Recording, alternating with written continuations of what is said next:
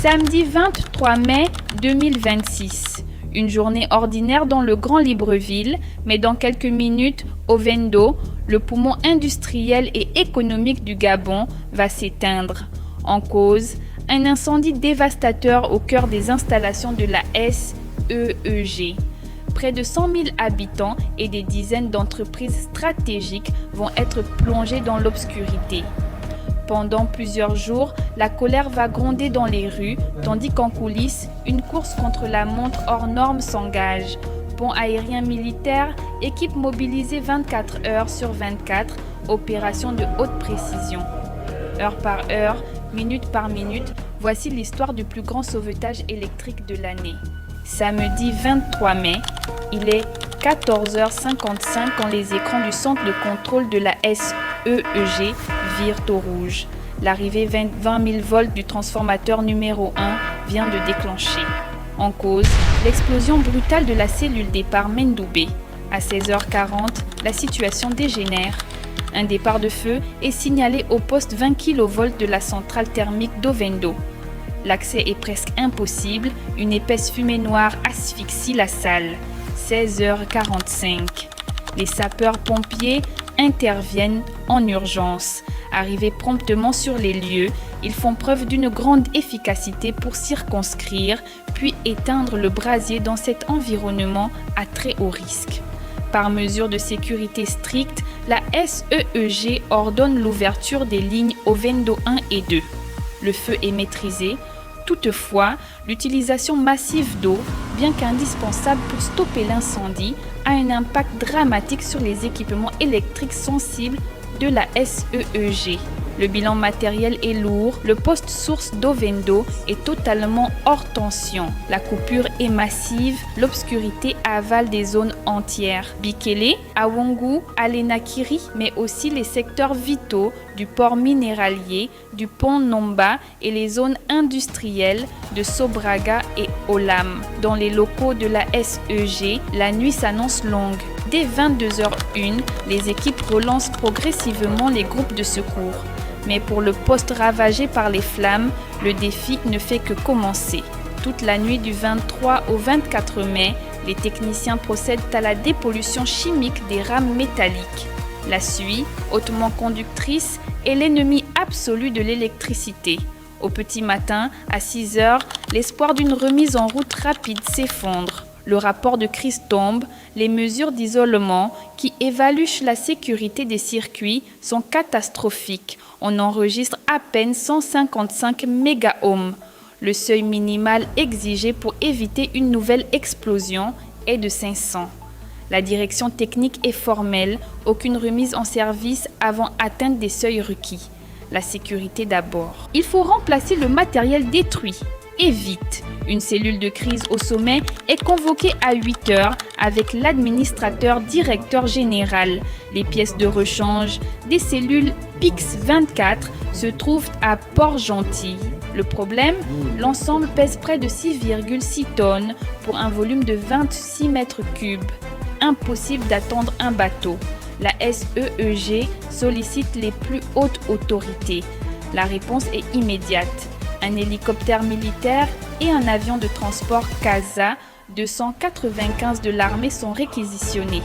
Sur le tarmac du pavillon présidentiel à Port-Gentil, c'est un balai logistique millimétré.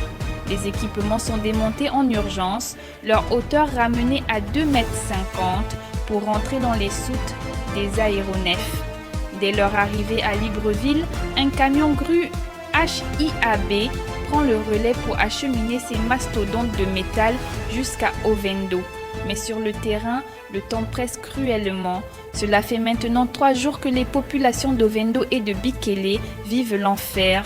Chaleur étouffante, perte des denrées alimentaires, commerce à l'arrêt, l'exaspération atteint son point de rupture. Sur la route nationale 1, au niveau du kilomètre 12 et des Sassa, les riverains érigent des barricades.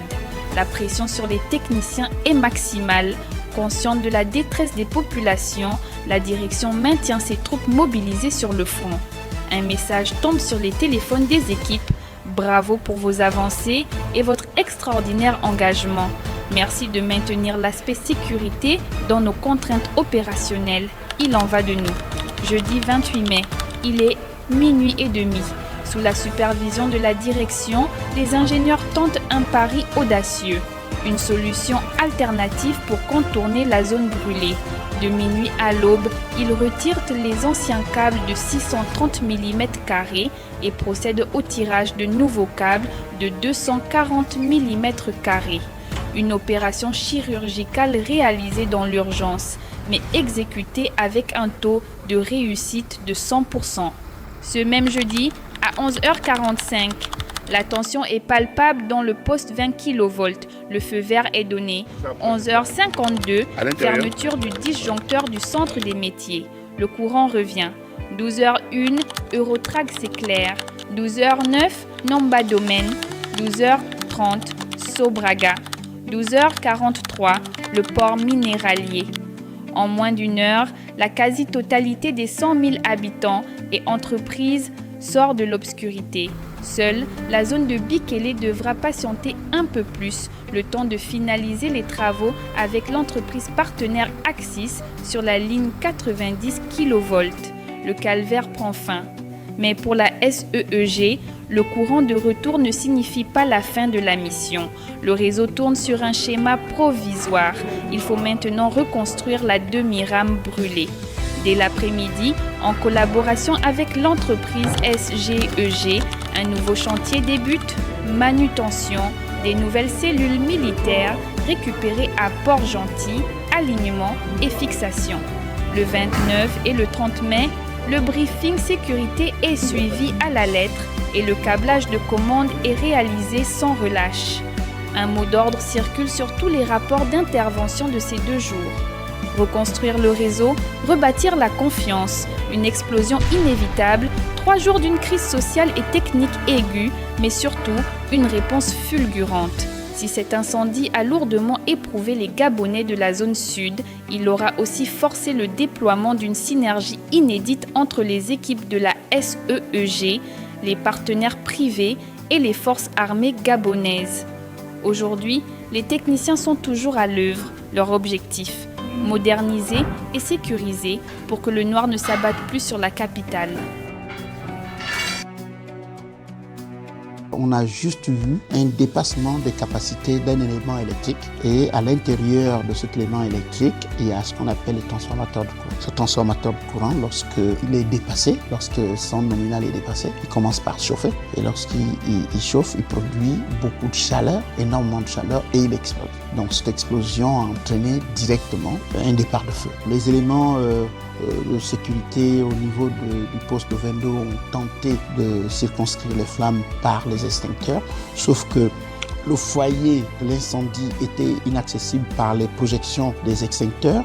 Donc on a fait appel à l'unité des sapeurs-pompiers, sauf que les unités utilisent de l'eau, ils utilisent des mousses pour arriver à bout des flammes d'origine électrique. Et ce sont ces éléments extérieurs qui ont contaminé le reste d'équipements qui n'étaient pas concernés par le feu. Sauf que c'était dans la même salle et pour que les pompiers puissent circonscrire le feu et l'éteindre complètement, il fallait arroser l'ensemble de la salle. C'est ce combat entre les pompiers et les flammes qui a entraîné la contamination des autres éléments. Une fois qu'il y a eu contamination à l'électricité, lorsqu'on n'a pas de bonnes mesures d'isolement, l'isolement c'est regarder entre les compartiments électriques s'il n'y a pas une communication. Or cette communication il existait déjà à cause des eaux et de l'humidité et des contaminants. On a d'abord arrêté l'ensemble du poste pour regarder jusqu'où les fumées, jusqu'où les eaux sont allées vers ces éléments électriques et jusqu'où les mousses, qui sont aussi des éléments très contaminants, sont allés dans les éléments électriques. Et après ce nettoyage qui a pris 2 jours et demi, il a fallu qu'on procède à des mesures d'isolement. Regarder s'il n'y a pas, en langage simple, des courts-circuits entre les éléments électriques qui ne devraient pas être reliés. Et entre-temps, on a entrepris aussi des solutions qui permettraient de revenir à la normale, dans un schéma normal. On a regardé sur l'ensemble du territoire où on pouvait trouver ce type d'équipement qu'on avait perdu. Et du côté de Port-Gentil, il y en avait. Donc on a pris attache avec des partenaires de l'État, la Société de patrimoine et les autres qui ont facilité la tâche à la SEG à acquérir des équipements de remplacement. On a fait venir ces équipements C'est pour qu'on revienne d'abord en schéma normal. Aujourd'hui, la totalité des quartiers impactés par l'incendie a été récupérée. La solution définitive, c'est pas de rester sur des équipements qui ont déjà subi une pollution et une dépollution. Aujourd'hui, au niveau de la SCG, la procédure de remplacement de ces armoires, ces grandes armoires électriques est en cours pour que ce poste soit modernisé, remplacé complètement, renforcé et sécurisé. On prend toutes les précautions pour que les équipements qui vont arriver soient surdimensionnés par rapport aux charges actuelles. La situation qui s'est arrivée ici le samedi 23 à 14h55 minutes, il y a eu un départ de feu suite à l'avarie d'une cellule de distribution, une cellule électrique. À la suite de cet incident, la commune de Ovendo est restée dans le noir total, compte tenu qu'il était impossibilité de faire la distribution, comme vous le marquez ici derrière. Immédiatement, la SCG s'est mobilisée et un comité de crise a été créé pour travailler 24 sur 24, dès le même samedi 23 jusqu'à aujourd'hui.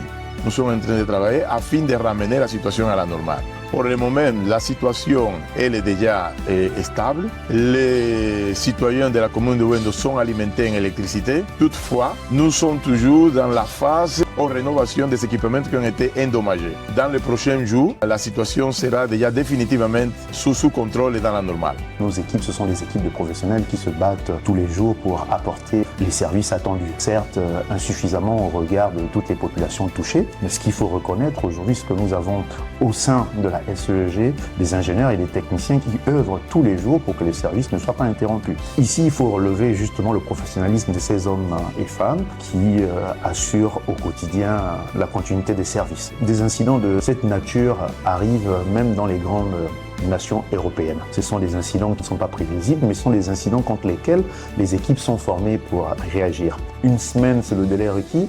Et notre objectif était quand même de ne pas dépasser 72 heures de coupure maximum, et nous avons réussi à tenir ce challenge-là. J'aimerais bien m'auto-satisfaire avec les collaborateurs, mais nous devons encore faire plus. 72 heures, c'est ce que nous avons pu, mais chaque jour, nous nous engageons forcément à faire mieux. 72 heures, vous imaginez, c'est assez long pour nos compatriotes, et 72 heures, c'est aussi assez long pour nos collaborateurs qui œuvrent. Si on avait pu faire en 1 heure, en 2 heures ou en 3 heures, on l'aurait fait. Ce mot qui me revient chaque fois, c'est un engagement que nous avons pris envers les populations. Nous devons tenir ces engagements. Notre engagement n'est pas de fournir l'électricité 3 à 4 heures par jour, c'est de fournir l'électricité 24 heures durant et en continu.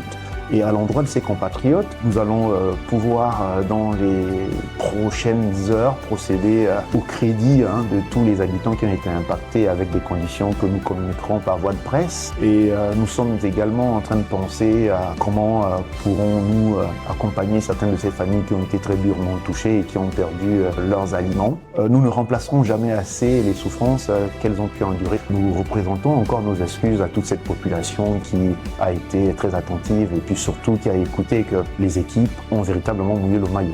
Nous sommes en train d'œuvrer pour que ces coupures, ces délestages et autres incidents qui se produisent chaque jour s'achèvent. Alors nous avons donc un plan d'action qui est très clair. Et ce plan d'action va nous permettre justement de sortir de notre léthargie dans les 3 prochains mois